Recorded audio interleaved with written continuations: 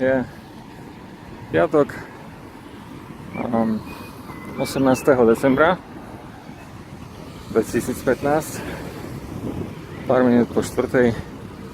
A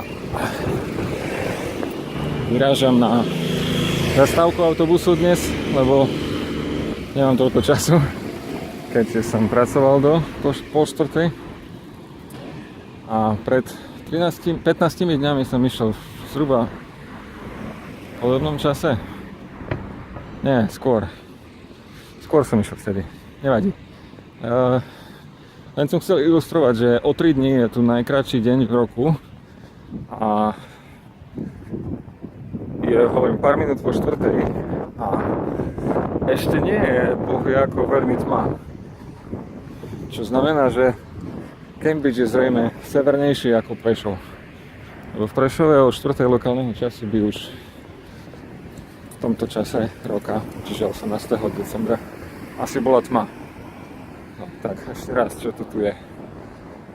Tamto vzadu, čo bolo vidieť chvíľku po tom, čo som začal. Ešte raz, to je ten Grantchester House, kde bývam. Tamto vysoké je viacposchodové parkovisko. Tu na tejto strane je centrum darcov krvi, ktoré som vtedy pred 15 dňami minul z opačnej strany. A teraz takto, keď sa otočím doprava tu, tak prídem na zastávku